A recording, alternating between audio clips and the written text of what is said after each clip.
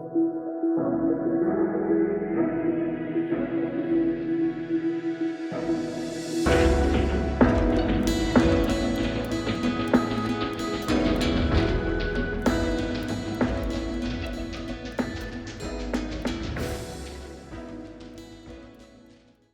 guys, welcome back to Physical Challenge Podcast.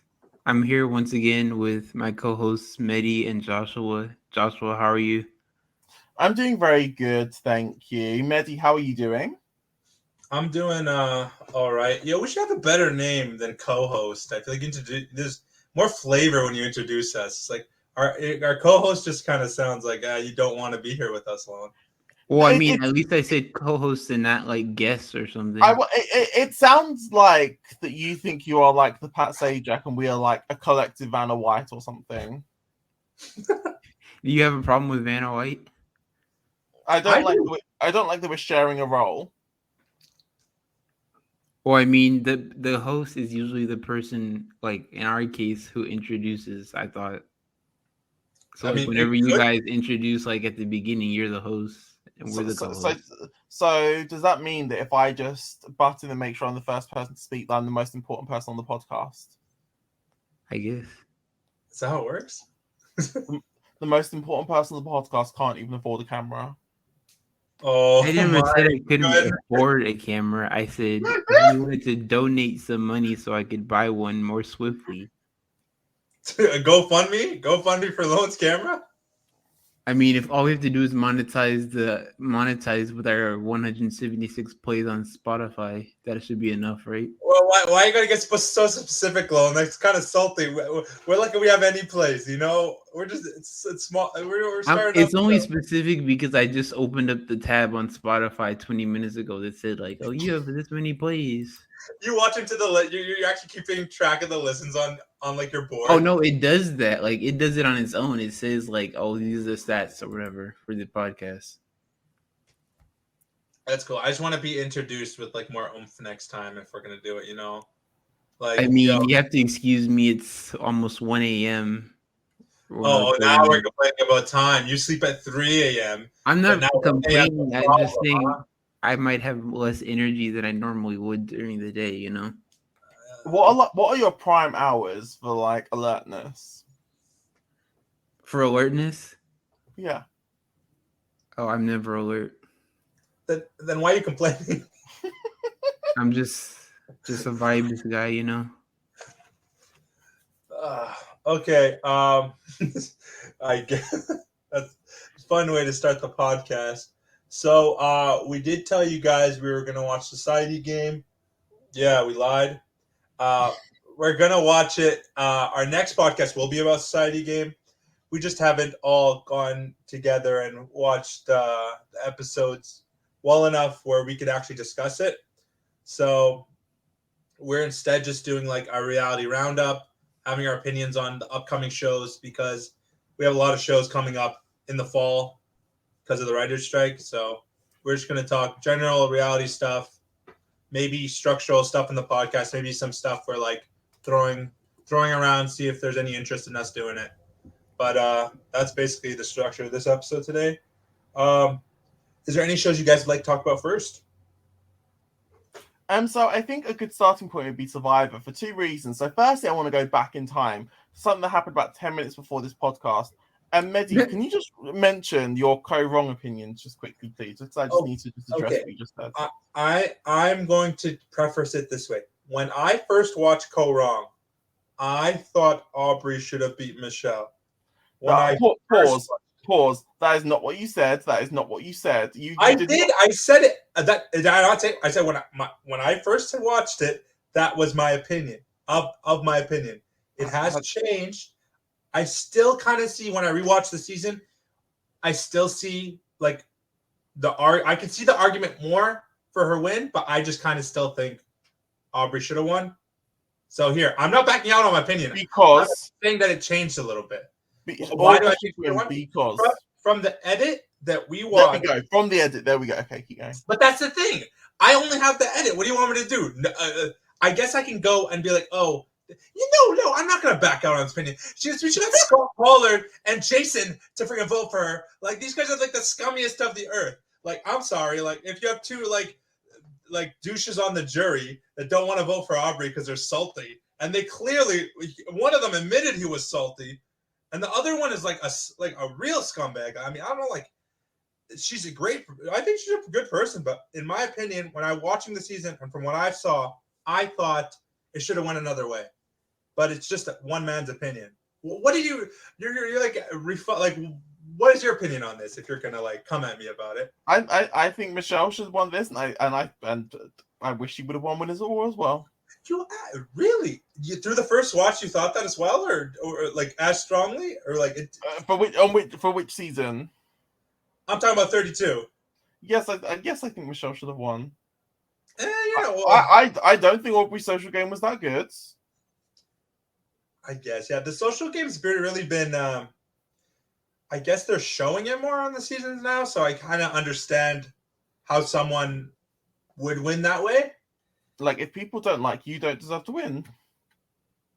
I guess, yeah. You know, Survivor is that simple. It is, at the end of the day, it's a popularity contest at the end, right? So, I don't know. I was just an opinion I had. I mean, it is what it is. I don't like. Do you guys have any others? Do you have a Survivor hot take, Josh, that you'd like to share with the class? Or I'm trying to think of hot takes, because what my hot take would, like, for example, because I think Fiji being actually a really strong season, I don't think is like a super hot take in this community of people. Is it anymore though? Because like I feel like online, I feel like a lot of people are appreciating Fiji more now. I think exactly, like it used to be considered a hot take, but I think nowadays it's like people recognize that Fiji is a good season. I think it's one of those takes where people say it so much that this is a hot take. It kind of becomes cold at this point. Like, okay, Fiji's exactly. Yeah, so it's not really a hot take. Which I'm glad about, because that should be the case. Trying to think what seasons do I really like not care.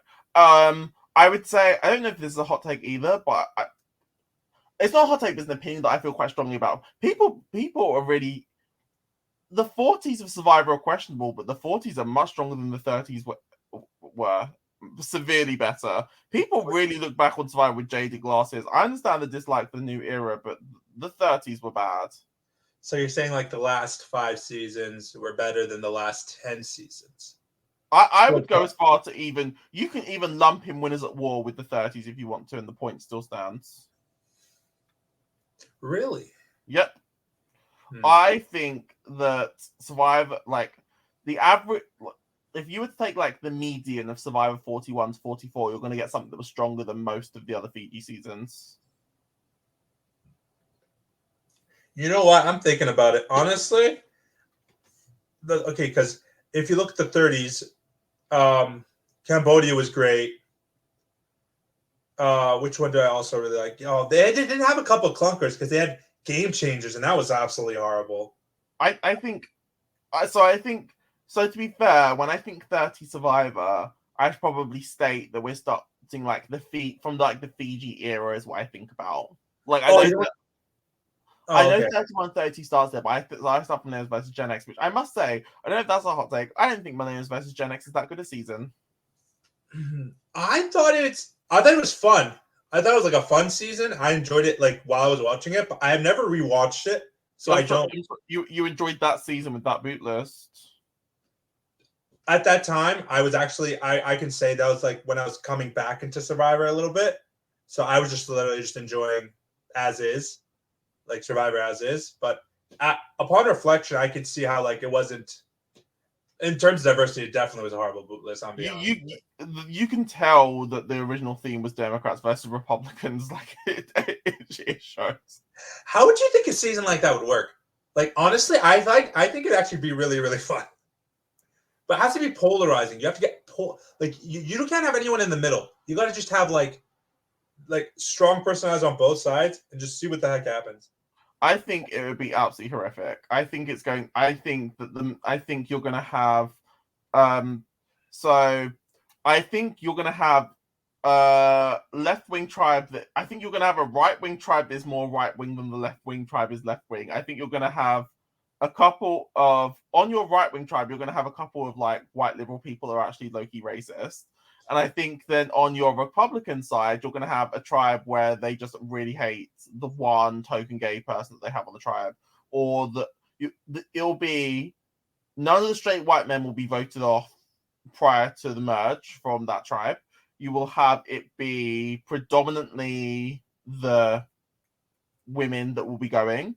The black people will all go early, or the people of color will all somehow go early. It will be a disaster. This sounds like a disaster. So basically, like a regular season of Survivor. Oh, yes. Lone chiming in after a nice 5 minutes of not being there. All right. Oh no, I was here. I'm just listening because I don't have any Survivor takes. You know what's still nuts? That Cook Islands was like, I know it was like I don't know what it was, 2006, 2007. How was that green light? How did they just green light Race War?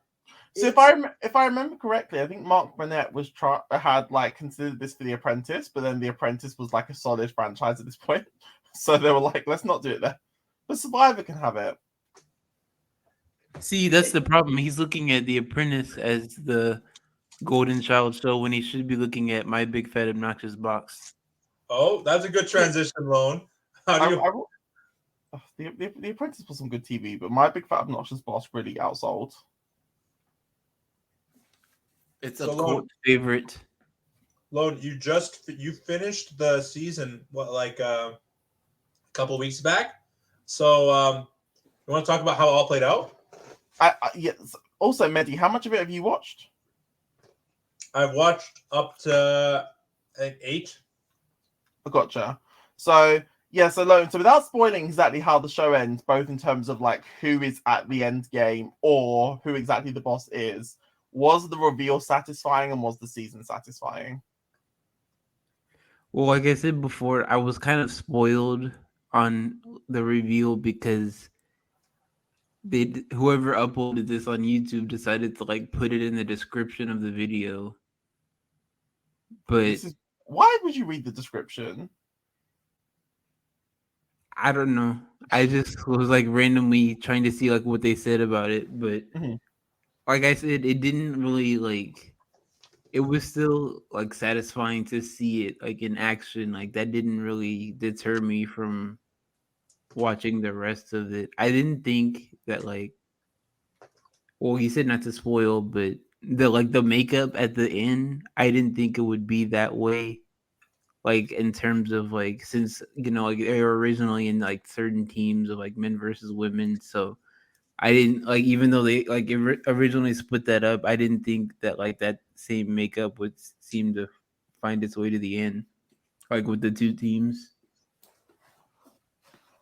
So I thought it was interesting how like it kind of came like back around full circle to being like this, basically like a gender war.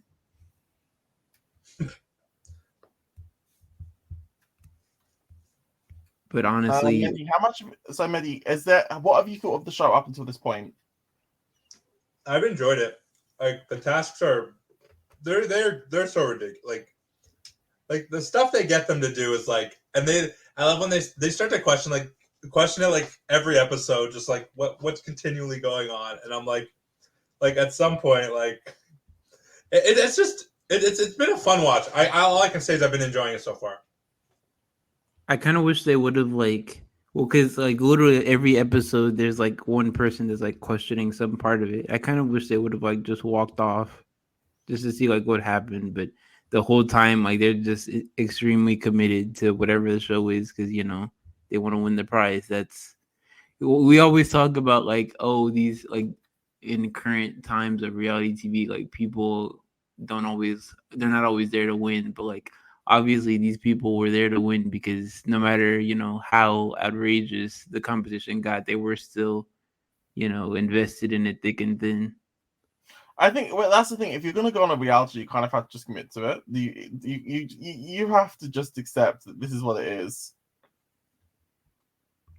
No matter how ridiculous the show's getting, you don't really have a choice if you're already there at that point. You've already just given up. Self-evict. What's that? Like, you could just self-evict. People do that. But you're already committed. That's why I don't get self-evictions. Like, I mean, I guess if your mental health is like, but like at the same time, like you went all through all this casting, you went in the house, you did all this work just for you to like look like a kind of like a quitter on TV. It's really weird. I don't get it. A famous woman once said, "You signed up for this. You signed up for 90 days." I'm gonna be honest with you. I don't know where that quote's from. Oh, yeah, I figured. Josh not know that quote. Mehdi being the one that doesn't know that quote, like in the three of us, is like the most tragic thing. It's from Big Brother Canada. Which season? 9, either 9 or 10. I think it was 9. Was that when that one girl wanted to quit? Is that the one that got canceled because of COVID? V. It was Spicy V and Tara, yeah. Oh no, that's a different season. It's a different season. I was thinking about the season before where it got canceled and then that girl kept on saying she wanted to quit. Carol, that's her name. I thought that was from that season.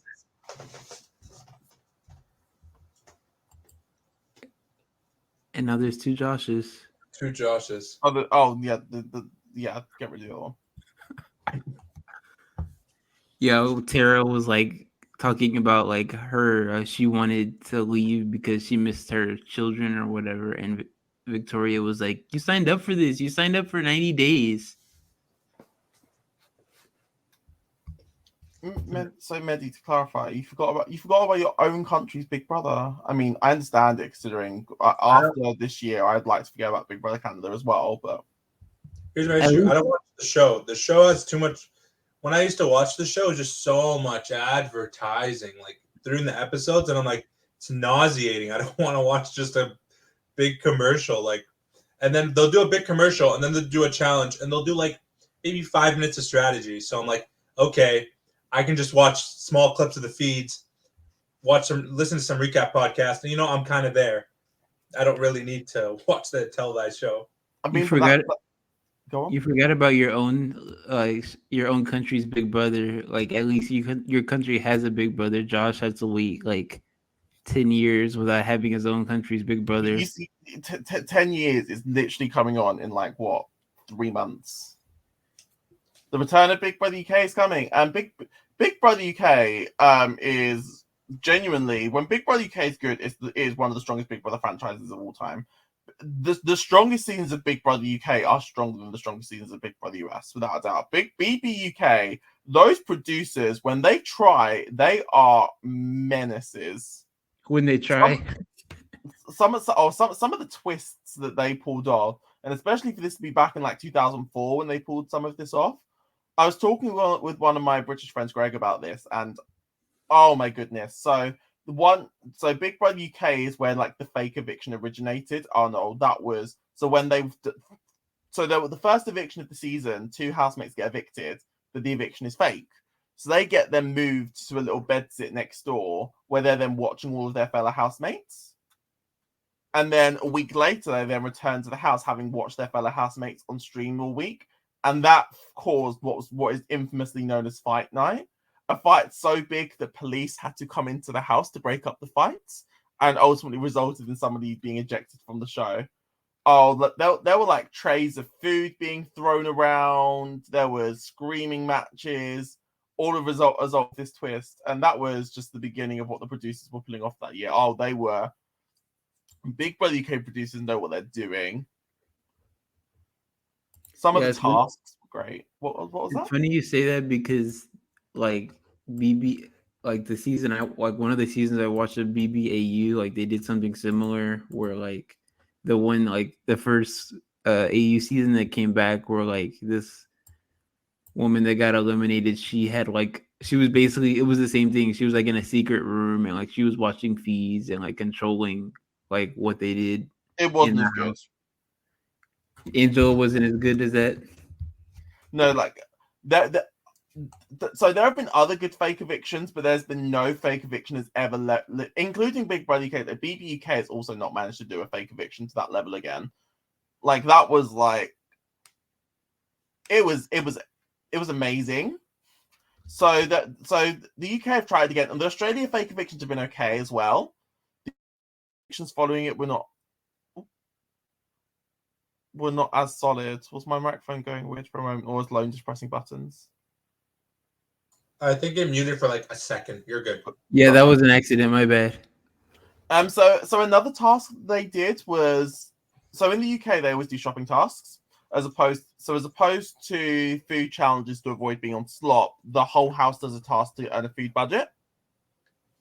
And so in some of the old school days, the system was if you passed the task, the house got £5 per person per day. Where if you failed the task, you got £1 per person per day. And there's a house you had 1 hour to do a collective food budget. So one of the tasks was a BB boot camp. So one housemate got randomly called to the diary room, and they had to choose someone to join them, and they became the leaders of the boot camp. Who leads like the sergeants, and all the other housemates came privates. So the sergeants had to push the privates to do all of these different tasks to make them pass the task. Now, the secret twist was, this was back in 2004, mind you. So in Big Brother UK, the housemates make nominations. So that week, Big Brother cancelled nominations. So if the privates succeeded, so if the sergeants made the privates pass the task, only the sergeants knew this, the sergeants would earn immunity and the privates would be up for eviction. But if the sergeants allowed the privates to fail, the privates would get immunity and the sergeants would be up for eviction. So the privates were unaware that by failing the task, they could get immunity. And by passing the task, they were going to get themselves nominated. But the sergeants knew this, so the sergeants were overly pushing them. So then ultimately, of course, when the task is then passed in the end, a lot of drama ensues when the privates then find out that the sergeants were mainly doing this to get the privates themselves nominated. Big Brother UK really knew what they were doing. Did they do this on one season of Big BB UK, or did they do this on multiple seasons of BB UK? They only did it once. Oh, because this sounds like it worked. Sounds way better than what they do in the US. Like, I don't get, like, what did they even do slop anymore? Lone, come back. I know you're hiding in the background. I'm here. Oh, to clarify, sorry, shopping tasks are a staple of the Big Brother UK formats. They do different shopping tasks every week, but shopping tasks happen on a weekly basis.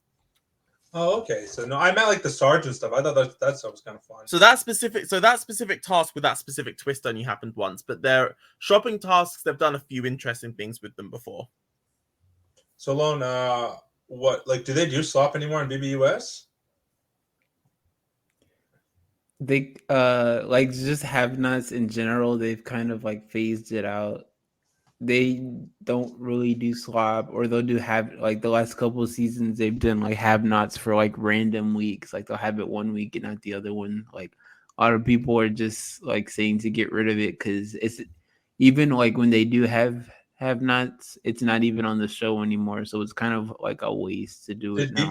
Did BB21 break slop? Oh yeah, I don't, probably because people were complaining about it so much, or like the people on the outside were complaining about what happened. Well, there was no point. There was no point of the thing. Like, there was no punishment. But yeah, people they felt like he was like breaking it, and they weren't doing anything what? about it. He was eating watermelons in the. What was he? Wasn't he eating watermelons in the freaking shower? It was weird. Yeah. Oh, eating watermelons, Mehdi. Oh, what else was he doing? Wait, what? Are you done eating your huge? So before the podcast, when we first jumped on stream today, so Mehdi's camera was on, and on Mehdi's bed there was this like bucket full of watermelon. Not a bucket. I think a bucket is a bit of a stretch. It's a big Tupperware. That's what it was. I really just like watermelon. You don't like watermelon? Really? I do not like watermelon at all. I just don't like it. Why? It just doesn't taste good. In what world? What are you eating? You got that bitter watermelon in the UK because it tastes good around here. I don't know. I also just I don't like water as a whole, so I don't know. You don't like water. No. Yeah. Well, we know which of the three of us is dying first. Yeah, the thing we need to live. He's like, yeah, I'm not a big fan. Yeah, I don't drink plain water. What, are you a sparkling? No, I don't like sparkling water either. Do you drink it like with those like juice mixes, like enhancers? Yeah, so here in the UK we have something called squash, and I drink a lot of it. So it's like it's like a really concentrated liquid that you then add to water. Squash, I look this up. I haven't like had watermelon in years, probably, but I'm pretty sure I liked it when I did. You said squash, like the fruit squash? No. No. Is it a fruit? Is squash a fruit? Squash is a Yeah, fruit, but like as that's soon as not. I said that, as soon as that came out of my mouth, I was like, I don't think that's what he's talking about, though. Medi, if Yeah. you find it, share screen. I don't know. Squash added to water on that, but you can see what it says. For those who are listening, we're like trying something new and recording on StreamYard, so we have the ability to like share our screen with each other. So unless this like video gets dug up from the archive, It's just like a juice that they add to like the water. Yeah. Oh, like you've seen it. It's like, honestly, why would you do this? Water's great. Goodness. It doesn't taste good. It doesn't taste like anything. It's water. No, right. No. So here's the thing. People love to say that water doesn't taste like anything, but then they have their favorite brands of bottled water. No, I don't know who has a favorite. Yeah, except for Dasani. Dasani sucks. They put salt in there, and that's all I can say. I'll drink any other water, but Dasani is the worst. That's my only take on bottled water. Did you say they put salt in it? They put salt in it. They serve it at sports places because it's salted, and then you're gonna get thirsty, and then you're gonna go buy more food, and you think it's a cycle. They're trying to trick you. Wait, We've look, gone from 5 episodes ago to Medi gets canceled to Medi the conspiracy theorist. it's not a conspiracy. Look up Dasani and salt. They have higher levels of salt than normal bottled water, and they do it for a reason. And then they offer it at sports arenas or concert venues to be like, okay, this is the only water you have to drink. Medi, it seems like have you had like a personal bad experience with it? Because it seems like you're very upset. I have Dasani water.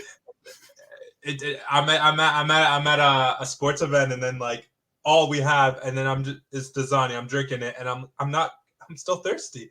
I'm still there. This isn't working, and I might have been on something, but I'm not a big fan of Dasani water. That's Did you then go home and then Google Dasani water to then officially confirm that your suspicions were correct? I did. Did you guys hear about? Okay, now we're just going completely off topic. Do you know there's actually like a conspiracy like YouTube, like literally just called conspiracy, like it's called like Rumble or something. I just learned about it today or 2 days ago. Like this is literally just the same platform, but like I think they removed all the conspiracy theories from YouTube and they just put it on a different platform now. I think you meant the YouTube channel first. Oh, you mean there's like a whole different? Oh no, this is like the same thing, like a video sharing thing. It's called Rumble, and it basically like half of it's just like really bad documentaries. I think like all the stuff, like the good stuff, the Earth is flat, all this like popular like conspiracies. I like what's the other one? Like, did you hear the one about the Colorado airport? That one I kind of what? Sorry. The airport in Denver, that one's kind of freaky. You never heard of that one? No. Oh, it's a great conspiracy. You need to check that one out. What about you, Lon? Have you heard of that one? You never heard of that? Oh, I guess I may be the conspiracy theorist guy. We can go back to reality TV. Since we were talking about Big Brother, we've got a season coming up here in a couple of days. You guys have any thoughts about that? This season is gonna be. Oh yeah. This season is also for us as viewers is gonna be much longer than normal. So granted, 100 days is only a day longer than the previous longest, I think. However, this is the first time that we've had one of these really long seasons that's also had a live premiere, because normally the first week is actually 2 weeks of real time. Yeah. So that means that normally we only have 12 weeks of Big Brother at most. We're going to have 14 weeks of Big Brother this year. Goodness. That's ridiculous. Why don't they reduce it to 60 days? I mean, given the writer strike, they're gonna drag this out. I'm just saying, I guess I get it now, but as a game, why don't they just make it 60 days? It would work so much better. I genuinely think they know the game is better if it's shorter, but they just need to fill the Big Brother is there to fill time. That's why CBS has this show, to fill time. Another thing to talk about is like, what are these hints? Like Julie will like post like her like posing and it's like, oh, hint for BB 25 or 24 or like whatever. I'm like, where's the hints here? Like, they did the worst promotion. Are they gonna drop the cast like a day or 2 days before? Like, yeah, why? Why? So no one gets canceled, so we can't remove bad people on the No, show? it's so that because remember, like with because like with Christy and Claire and Joseph and all that, like they do it now so that they can make sure everybody's okay and they don't have to like drop anyone. Because the last 2 seasons, there's been like people dropped the day. I like that though. That's fun. Realistically, unless you release the cast as they enter that house, if there's something about that person being digged out, the fans are going to find it. Yeah. They just need to do a full on like BBUK style premiere where the audience just learn the cast. I mean, that's kind of what they did for BB22, but like it already had leaked by that point. So, but that's kind of annoying for us because like some of us like we were talking before, we might try different things. You want to do like a BB draft or like some interactive stuff like that. So it's like, oh yeah, like I'm gonna be working next week. I'm gonna be working next week, so drafting. I don't know how the hell I'm gonna draft anything. We'll make you're working hard, eh? No, I don't work this week. I'm not working at all. So, what isn't yours based on game schedule? Sorry, a little background into Lone's life, a little bit, but like you guys have like playoffs or something? No, like our home games are usually like every other week. So like that's why like we didn't record last week. Was I had games last week, but like I didn't have any this week. And then I go. So like our next game is on Tuesday, but I'm not scheduled. So, but of course I'm scheduled for Wednesday, the premiere day. I should have just like gotten ahead of it and like taken off for Wednesday. But last week I had Tuesday and Wednesday off, so I was thinking, oh, maybe I'll have both days off again. Oh, it's on the 2nd. Interesting. But yeah, speaking of like the clue stuff.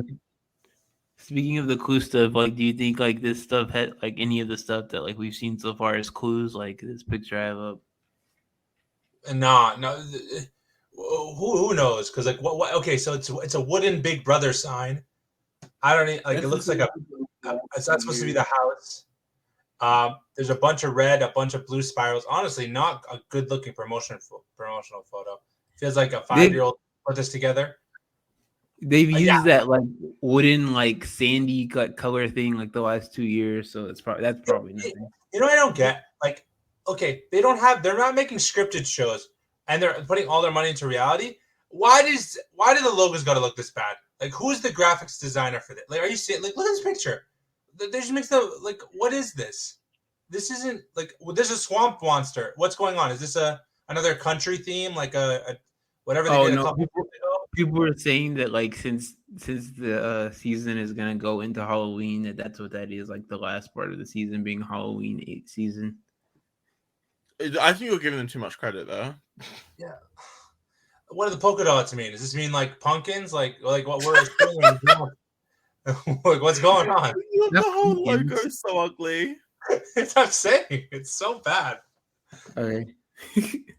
Pumpkins. There's like a couple of pictures of the house. I don't know if you guys. This was like the little sneak peek they gave like at the very end of like the anniversary specials. Like these pictures of the house. So everybody's been like dissecting all of these.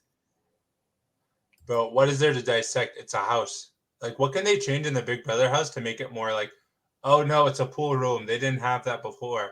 Like, I don't get these house reveals. Like, unless they have like an interesting theme, it just doesn't hit.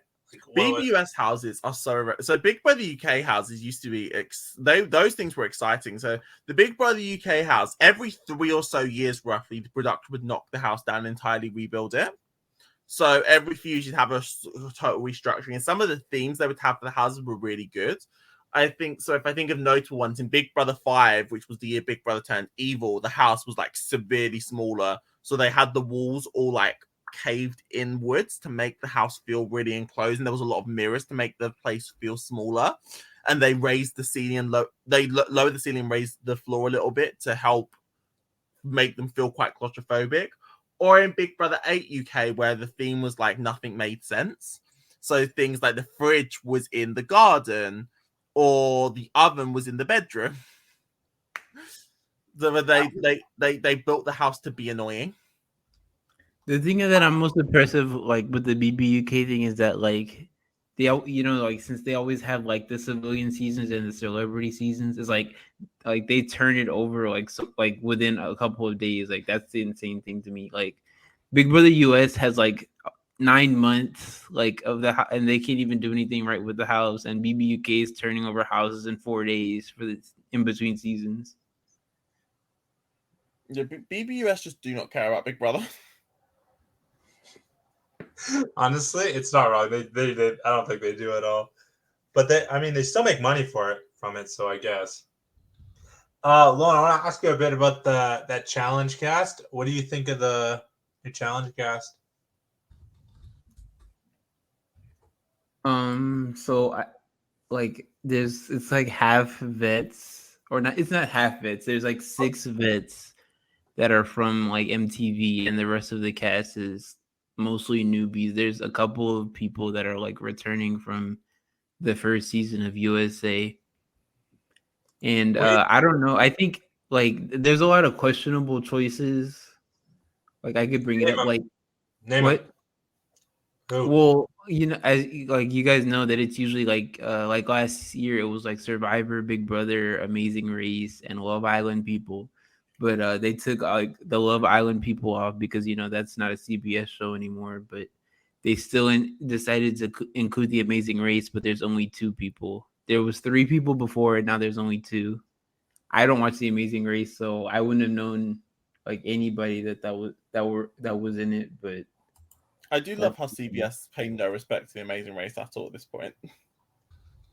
Yeah, like at this point, it's like, why are they even like including them? I'm gonna pull it up just so I have it.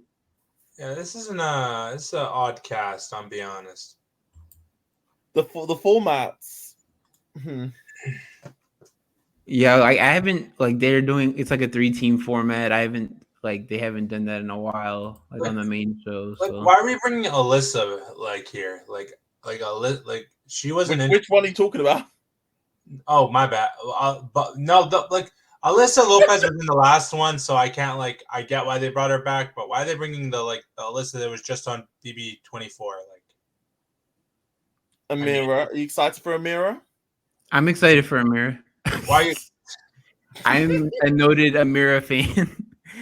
Oh, you and your 3 fans. You're just Amira. I'm just more of an Amira fan than the average person. Okay, that's what it is.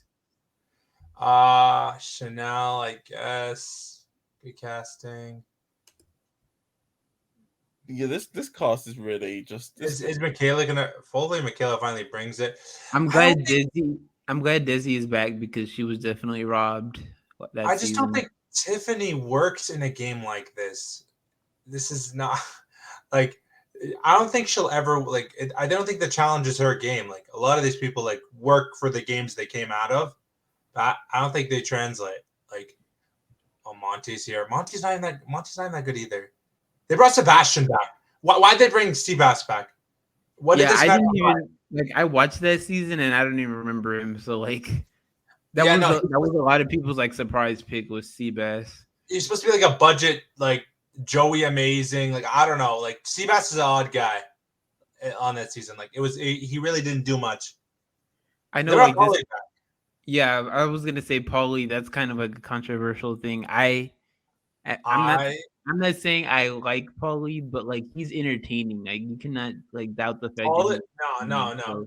Yo, wear it proud. Paulie on the challenge is good TV. Let's not lie to ourselves. And he hasn't been on in 6 seasons, so it's been a while. He's always fun TV. Last time he was on, he was gonna fist fight Josh. Let's see what's gonna happen. I thought that would be fun. The last time Paulie was on the challenge, he was passed out in the final. So. Oh yeah, he did pass out that was so long ago. Go up. Who else on Scaz?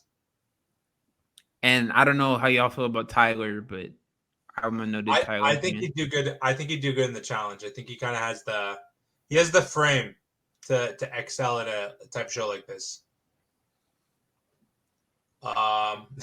Josh could care less about the challenge. I don't care about this cast. I just don't care about the Challenge USA. I really don't. I think just this format isn't giving for me. You're not excited to see like the big like lottery ball system they have? The final. No, because let's be honest, it's going to be very suspicious. I don't trust it at all. The random draw or whatever. But do you know like what it actually is? Like what's so basically they like I think it's that like each person like you could like they're voting for people and then like the number of people who vote for you, you get that many tickets basically. I don't like this at all because I just think what's the point of discussing the vote at that point? Because there's no reason to discuss votes anymore. It's just you're just gonna pick some like an alliance. You just all agree you're gonna pick someone on the other side and just hope that it's gonna land on one of them. Like you don't have to agree on what you're gonna do anymore. So I don't think the vote's gonna be very interesting. Like it's not very like it's good for drama, but strategically, I don't really care about the conversations about voting. Yeah, because you can't really like plan for. I mean, you can like stack. You can still stack it, but like. But stacking really votes. But let's say, for example, let's say me and Medi are in an alliance against Lone, and let's say we've got some who else could be here? Let Alex. Let's say Alex is here. Let's say Medi and I want one of Lone and Alex in elimination. I'm frozen. No, you're not frozen. Oh, okay. Oh, is Medi frozen? Oh, am I frozen? I don't know. Or maybe just the camera's moving slow. I had a point. What was I going with this? So let's say if me and Medi wanted one of the two of you in, it makes no difference whether we both vote for Lone or I vote for Lone and Medi votes for Alex. It's still the same odds that one of you are going to be picked. So stacking votes doesn't make any statistical change to benefit an alliance. Well, the strategy on the challenge is so like rudimentary and simple that like if you're watching, it's honestly for interpersonal drama, and it's kind of an investment. You kind of have to know like all this stuff like that happen between people, and it could be small stuff. Be like, oh no, these two cast members fought on Twitter this one time in 2017, and now they have vendetta against each other. And I'm like, okay, we're playing this out. But like, yeah, it's an odd show. Chris Underwood's on here. Honestly, I think he's going to do well. What do you think? Oh yeah, that's what I was going to bring him up too because that was another questionable. I don't get this Corey stuff. Corey is that man will never win the challenge. He can't do math. He can't do math. Yeah, I think if any season like this, like this kind of season, like versus like a regular season, I think this like the season like Fessy can't do math. Corey can't do math. Josh probably can't do math. Like what? I would like to make it very, very clear that we are talking about Josh Martinez on this season. This in no way is reflections of my mathematics skills as a math teacher. Just to be very, very clear. I don't mean this, Josh. Sorry, Josh Martinez. Like this is. I feel like this is just handpicked for Bananas to win again. Because like, who's gonna beat him here on this cast? A bunch of rookies. And then the woman's side it's kind of a free for all. They don't really have like a dominant woman. Desi could win, but like honestly, the finale last time too. All you hear from the contestants is how like unsafe they felt during the finale. Is this why this cast is a downgrade from the previous one? Because the good CBS people don't want to be there. Yeah, they don't want to be liable. They're like, oh, I don't. Why would they put themselves in this situation again? I'm done talking about the challenge. Lone, you still want to talk about the challenge? Probably he does. No, I'm good. Lone could talk about the challenge all day. We've already established this. No, I couldn't because I don't even know that much about it. You don't know nothing about the challenge. I know maybe more than you two, but other than that, no. You know, I don't know. Here's the thing: I don't really have a lot of people to talk about it with. Is the thing. So what was your first challenge? Just to see if you know more than me. I think I do know more than you. I think it was whatever was after Dirty 30 Vendettas. Oh, I started before you. Yeah, mine was fresh meat too. My first challenge was X's 2, but I've been back to watch a couple of seasons before then. And I saw the last Champs vs Stars too. I've seen all of the Champs versus Pro, Champs versus Stars. Oh, that's good. I never watched any of them. I think the last Champs versus Stars is worth watching. The other ones you can hit and miss. The last one's worth it. Yeah, that was the one with like Drake, Bell, and Hennessy, right, and Brooke. Yes, and some people you want to watch as well. Like Drake Bell being the first person you're trying to push out to try and say you should watch this season Chance versus Stars. Drake Bell's there, like. Hey, 15-year-old me would have been very excited for Drake Bell. Exactly. They had just a side note, the Disney Channel. I don't know if you guys got this, but like they had like a challenge. Games. Yeah, they had like a games, and I was like, what? Like I'm like that's what it like reminded me of. I'm like, oh, it's just like Disney Channel Games was my shit, bro.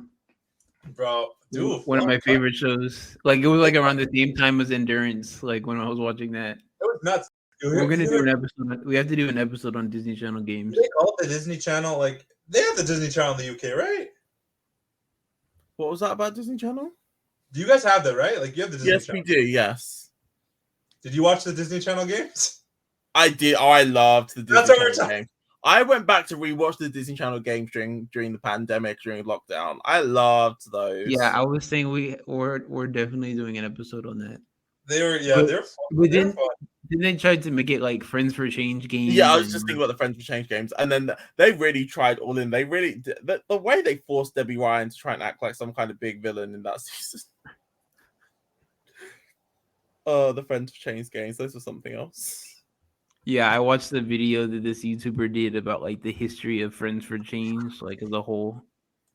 Also talking about this show, what was it called? Fight to Survive, that the trailer just came out for on the CW. Oh, this looks like a mess. It's basically like another like fake Survivor where there's people on here from like Are You the One, Survivor, Naked and Afraid. Wait. Very. Wait. Don't even play. Don't even play. They got a survival enthusiast. They just picked a random dude that was into survival. He's not an influencer. He's never been on TV. I mean, that's where most of these shows start. Like it's just regular people. Like no, but it's different. It's different. It seems like you're bringing a cast from different types of TV shows, and you just drop a rando in with them. It's kind of like it's like the Traders. It's just a half and half cast. Yeah, you kind of just don't have any investment in him. Like like he might be a great guy, but like I'm not even here to watch any of the people. This is a horrible cast. The people, like the celebrity, like the quote unquote celebrities that they got are already questionable.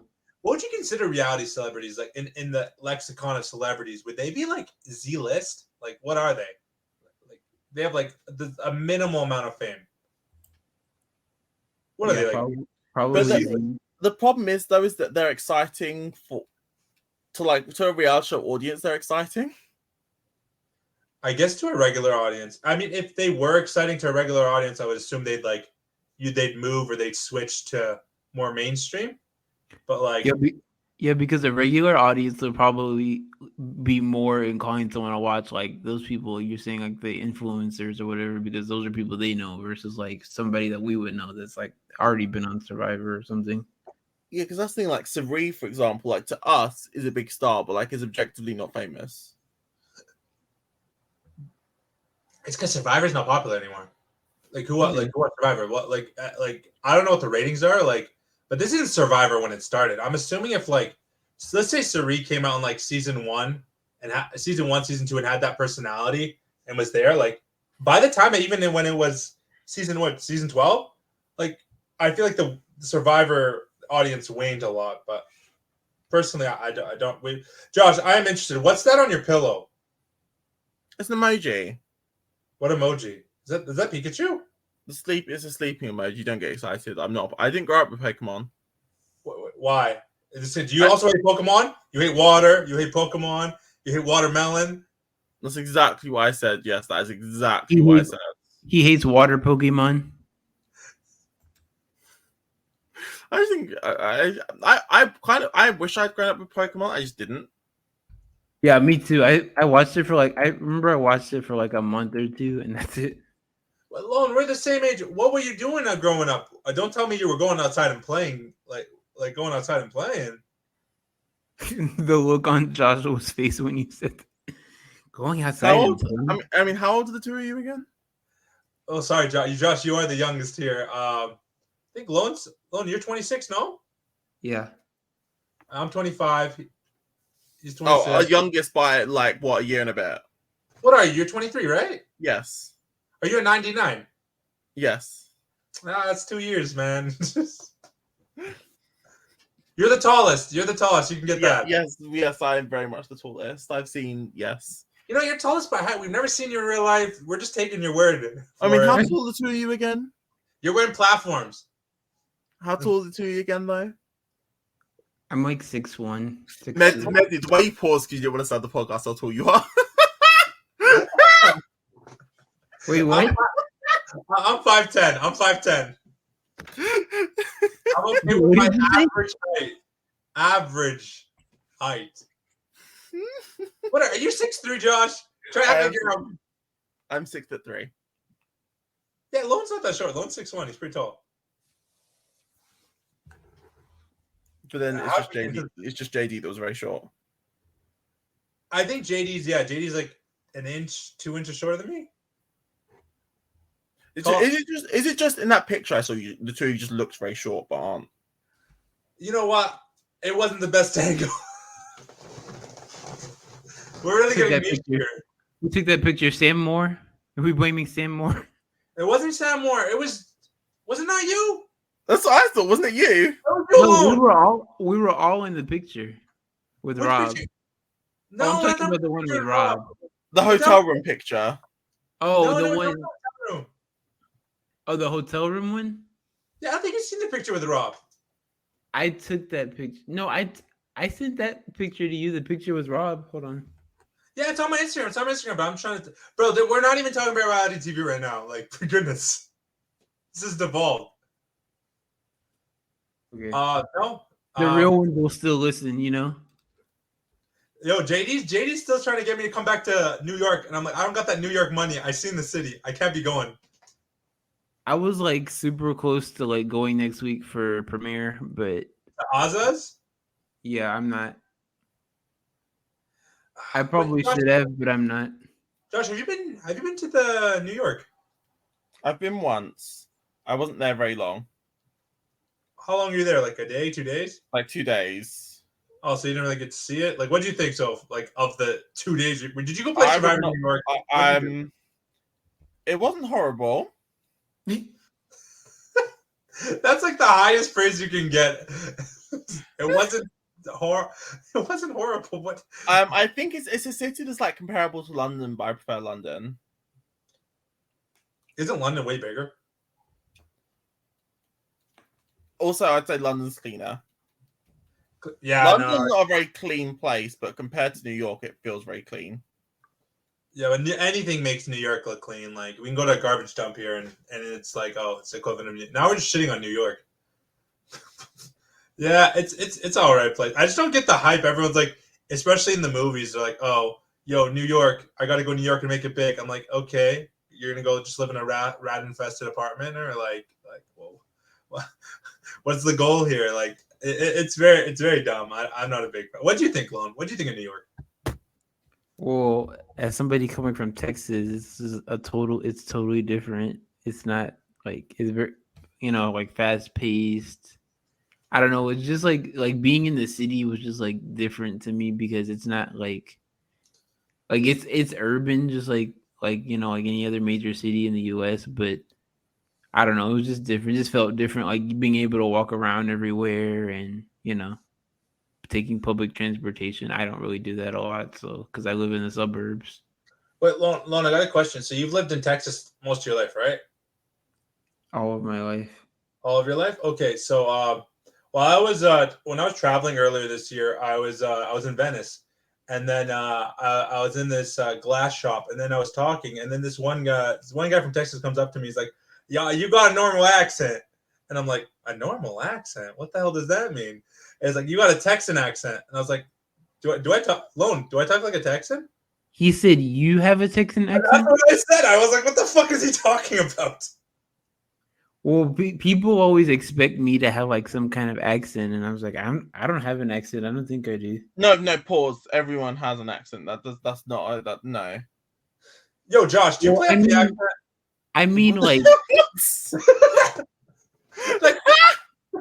like you have an accent, but do you play it up in certain scenarios?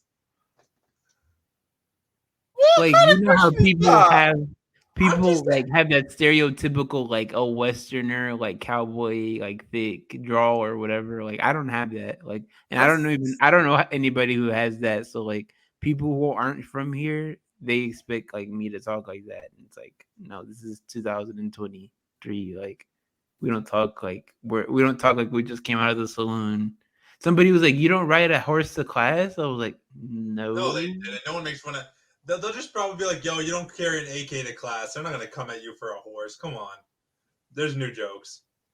It's America. You'd be surprised. It's ingrained in American history, the Wild West and all that. Yo, wait, have you owned a cowboy hat? No. You're lying.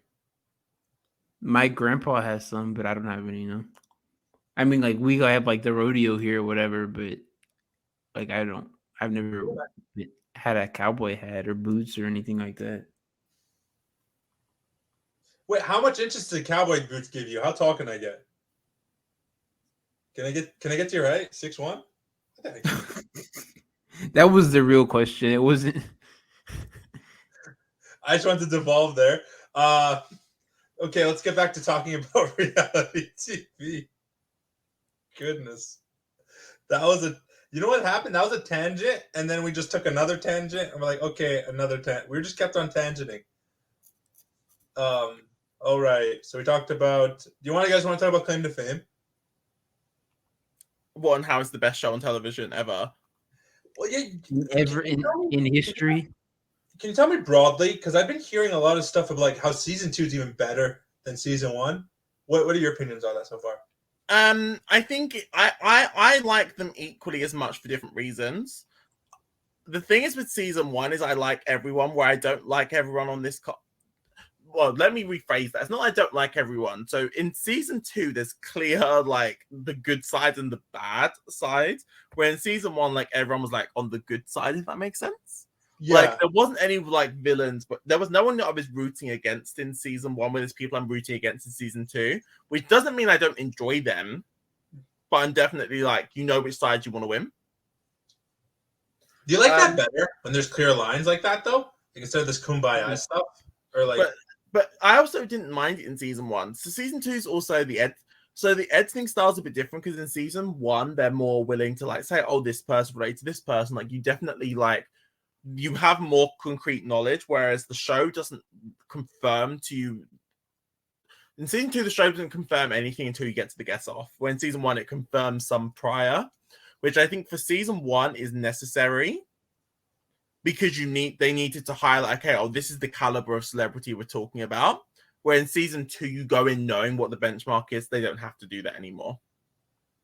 Yeah, I think they learned a lot from season 1 if they're going to do that. I think that really makes sense in a season 2 because one of the good things about watching the show is just guessing with the contestants because you could also be way off or you could be on the mark and be like, oh, like you idiot, I had it right and you didn't have it right, like.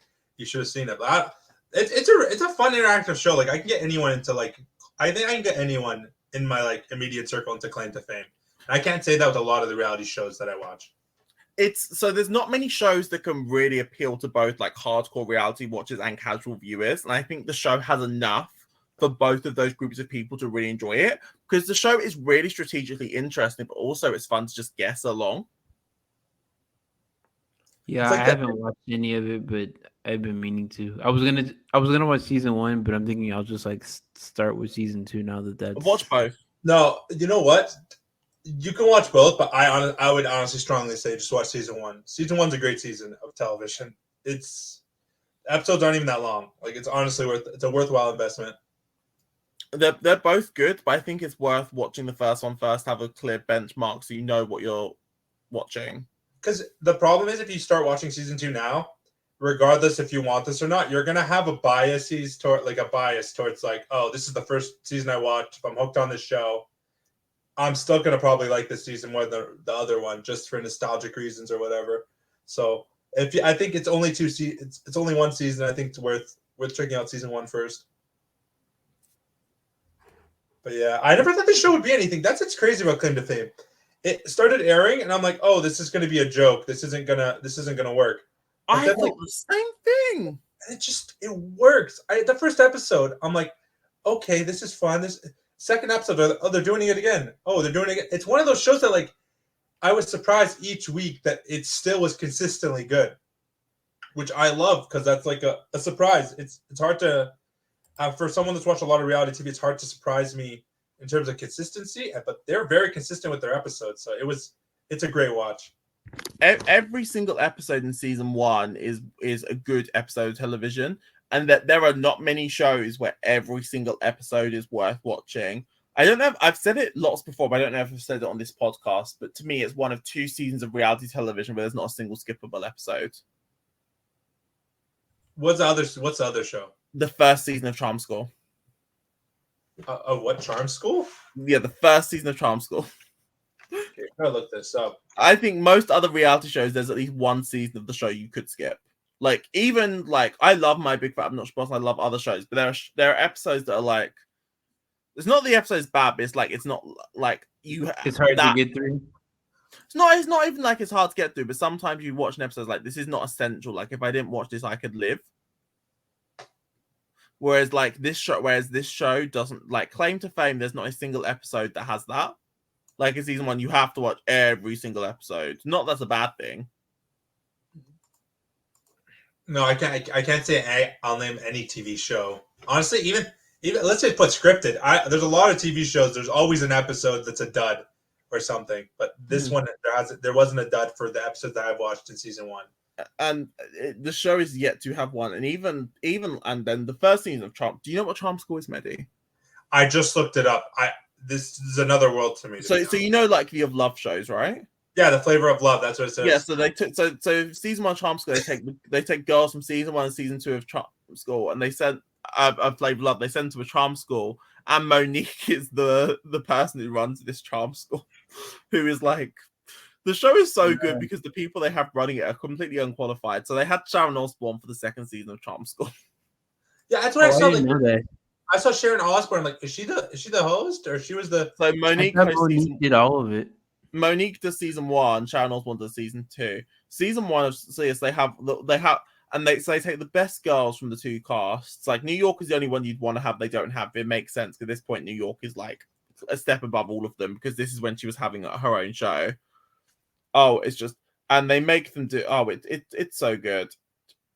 Charm School season 2 is elite. Sorry, season 1 is elite television. Now that's noted. I will be watching this. Like the drama and the mess and the chaos is next level. 2. Okay, that's another one I'm adding. He's like, let me get out my notebook so I can add this. Like, if you're ever in the mood to just sit and just watch chaotic, messy television, that is the show. I think it's on, like, I think all those celebrity reality shows are like on Pluto or Tubi, one of those free. There's some way, yeah. As long as it's not on Roku. What's wrong with Roku? They haven't produced anything good. Like we talked about. I mean, they might have done. Fight for Survival might be. It's not going to be good. I'll put. We can make a wager right now. No, I do not. I do not wish to do that. I know I will lose. This would be. I think this would be one of the worst shows, like reality shows ever produced. I think it's going to be worse than. What's Beyond the Edge.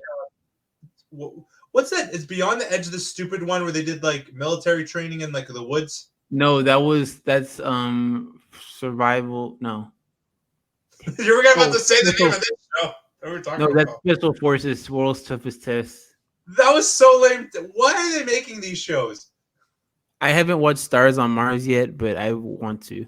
Stars on Mars? What's that? You haven't heard of Stars on Mars? No, I have a life. It's yeah. I will say the Stars on Mars cast was like better than it deserved to be. I've not watched it yet, but like, why is Ariel Winter from Modern Family doing on this show? Well, I was saying that's the first person that shows Tom Schwartz from. Why did this Lance man? Armstrong. Wasn't Portia on there? From Portia's Housewives? on here. Portia's on here. William Shatner's in this show. Why?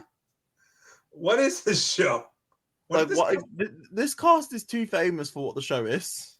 Yeah, like, is it like, why is it Marshawn Lynch is on the show? Lance Armstrong.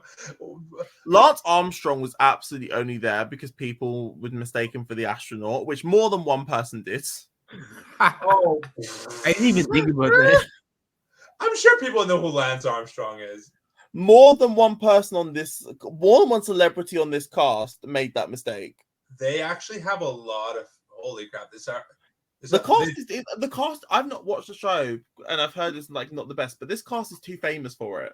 Yeah, I think this. Yeah, they're way too famous in this format. I was just skimming through the format. Like, what is this? Like, do you know how rare it is to say that a cast is too famous for a celebrity reality show? Oh, I forgot Tinashe. I am a big Tinashe fan. I generally don't think I've ever said this about a show before where I think the cast is too famous for what it is. It's way too. Well, what's Tinashe from? Oh, it's an American singer.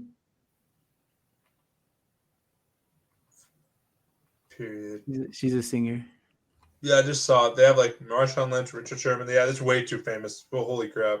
Paul Pierce? How did I not know that Paul Pierce was Paul Pierce. Is Paul Pierce still on his bender? His what? He's been on a bender for like 5 years. This man. Oh, I don't know. I haven't heard that, but like, as someone who watches basketball, I'm surprised nobody has brought up that Paul Pierce was on here.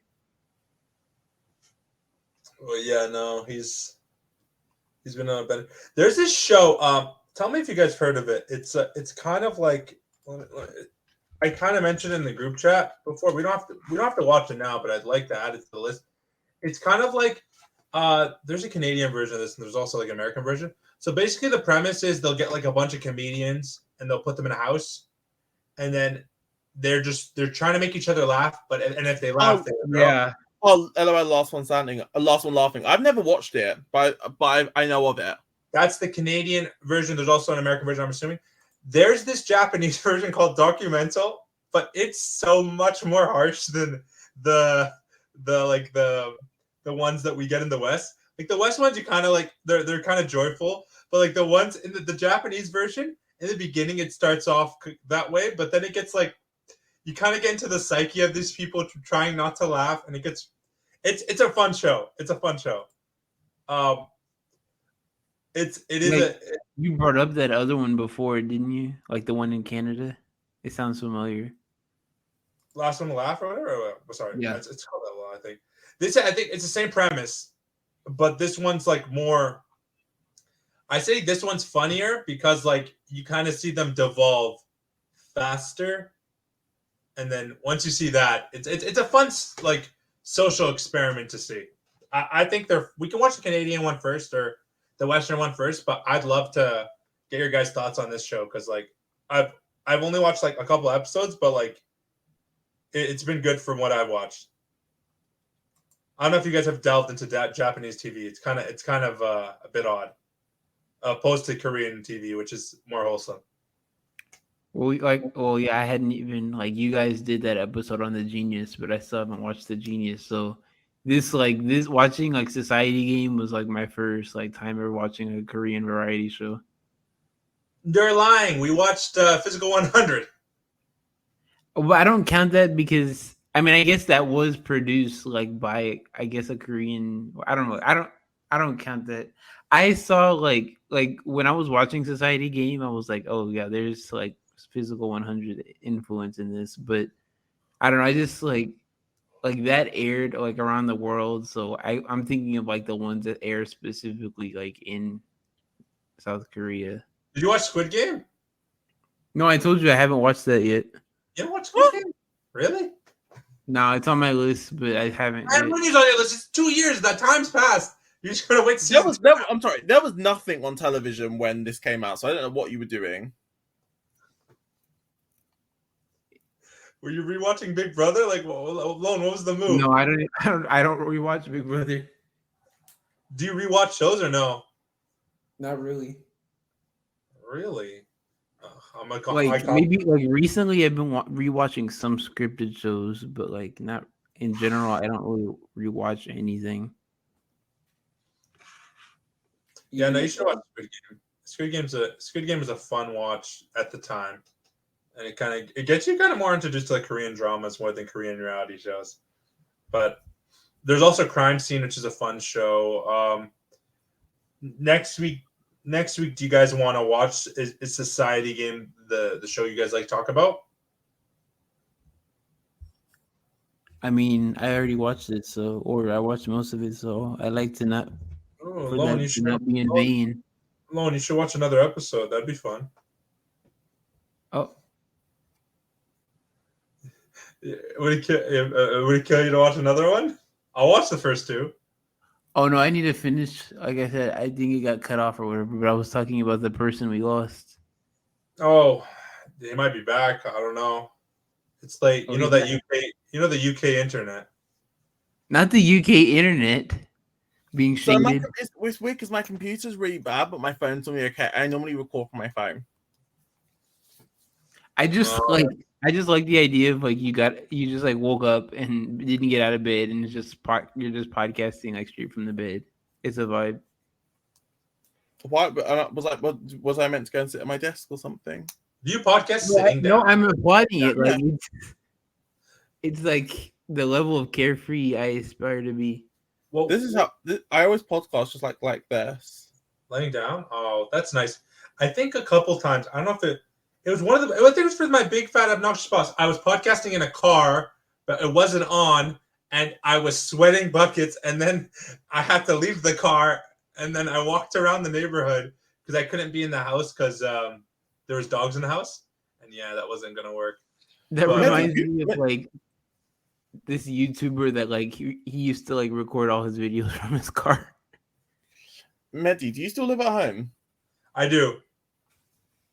Gotcha. I wasn't sure if you lived with your partner. No, not yet. Hopefully sometime in the future, but no, not yet.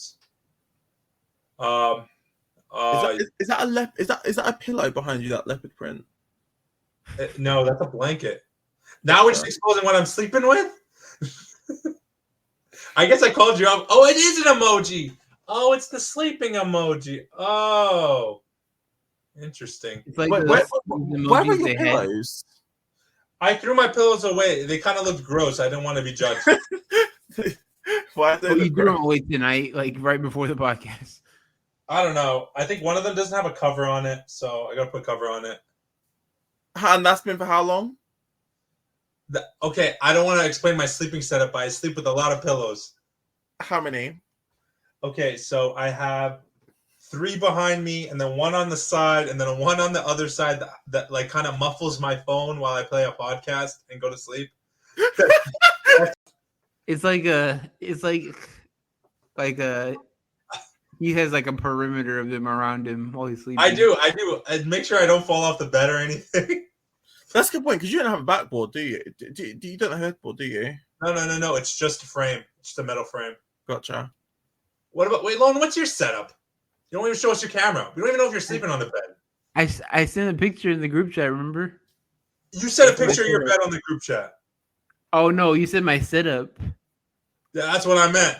I'm sorry. You're telling me you can have 2 monitors and you can have that fancy little microphone with all the colors, but you can't have a camera? I'm shy, okay? You want me to just say that? You can have what? Is that 3 USB sticks? Those are old. I was going through my pictures like to look for something earlier the other day, so that's why they were like out. They're not out right now, but Jocelyn was just sitting here judging my room. And and you've been having all your little conversations with whoever these people are. Nick and Alex. That was a folder on my computer that I said. Like I said, I was trying to look for a picture, so I put that folder on my computer because those pictures are from 2015. Who else are you podcasting with? Are you cheating on me and Josh with Who is high fructose sports syrup? Those are my Twitter DMs.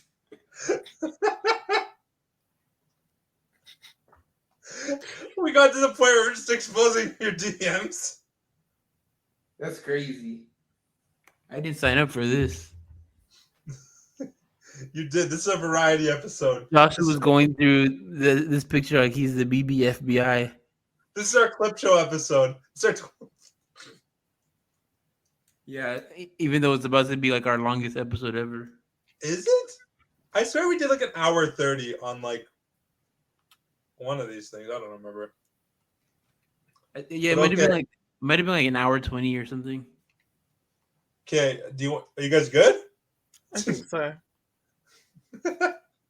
We don't want to. What else you're gonna find on his DMs? Josh doesn't look impressed.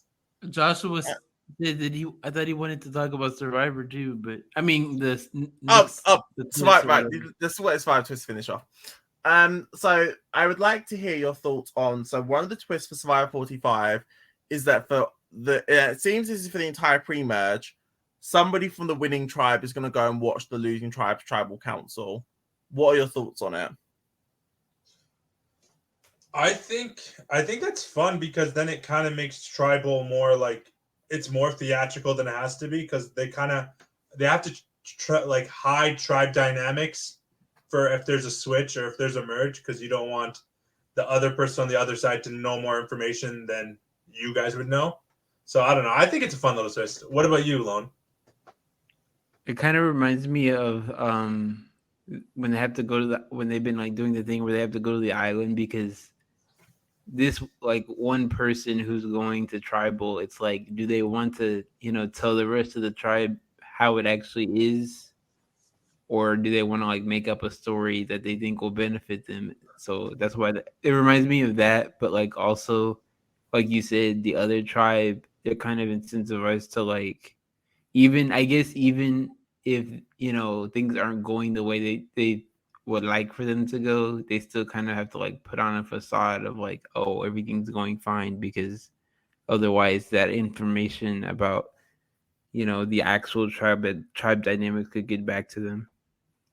I mean, what I will say is I don't like this twist for the exact reasons Mehdi said that he did. Because the twist is actively encouraging people from not being as open as possible at tribal council. And I think when a twist is going to make people just say less at tribal, I don't know if it works. So when we did Survivor UK, we had this twist for the first tribal council only. And that's exactly what happened. The first tribal council, I could feel from the players that they weren't being as open because there was someone from the other tribe watching them. They were having to put on a bit of a show. And then I then saw in subsequent tribal councils, the tribe was a lot more willing to be open about things. Did you guys do that like not knowing that was that? Right. This was announced for 45 after we did this because this isn't a new twist because Samoa did this. Yeah, it's been done before, but to have it every tribal is a bit like it was like a one-off in that season. Samoa did it throughout, I think, but I think other seasons have done it as a one-off. Wait, Samoa did it with like you're talking about Survivor proper? I think so. Really? I may have made that up. Yeah, I was like Samoa. I'm like, gosh, maybe. I watched this in a while, but Lone just brought up a good point. Like didn't like they could also like withhold information though. Like that person has a lot of info. So like, I mean, they don't have to like particularly like expose it. But I guess, yeah, it does seem a bit overly complicated, but it's better than the stuff they've been giving us before. So I was like, they're bringing back the auction. You guys like that? The auction will be fun. I hope so. I hope it's fun. They kind of broke the auction though. They get why they didn't have anymore. Okay, you just bring it up. I found it in Samoa. It was the Observer. Okay, it's about time we should wrap it up. Yeah, I think we covered all there is to cover. Yeah. So next, I don't know about next week, but I'm not going to promise anymore. Next podcast, we'll be talking about Society Game. Whenever Unless we that end up is, drafting Big Brother. damn it. 0.3 for What'd you Josh. say?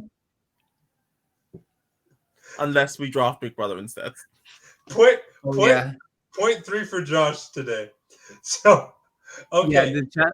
or the challenge, because Mitty said that we could draft the challenge. Joshua. But Josh ain't drafting the challenge. Well, I'll get a stand-in or something. I also know who wins the Challenge USA, so I just me drafting it. It was gonna be like a points thing. It wasn't gonna be like a winner take all thing. Okay. We're still workshopping that, obviously, as you can tell. Yeah, we're workshopping a lot of stuff. We got a lot of stuff planned. But you guys can follow me on Twitter at Aljabiri23. Lone, your socials. You can follow me at Lone Ranger 158, and you can follow the podcast at Physical Chow Pod POD. And Joshua, And you can follow me on Twitter at JoshyFLX. Are we on Threads? We are not on Threads. we're not on Threads, but like I saw, like when I was looking at the profile today, I saw like the option or whatever. The Instagram. If you want to follow on Instagram, it's Physical Challenge Pod. Before we end, Josh, what's the beef with Threads? Is it just because it's too random? It just to me, it's just not giving. It just doesn't. No. Yeah, I got it. Like just to get it, but like I haven't really used it, honestly. It just seems really dead. They're gonna have to pry Twitter from my cold head dead hands. No, not well. It seems X, right? Yeah, X. Oh, yeah, no, that's a horrible logo change as well. Goodness. Okay, that'll be all. See y'all next time. Bye. Bye, everyone. Bye.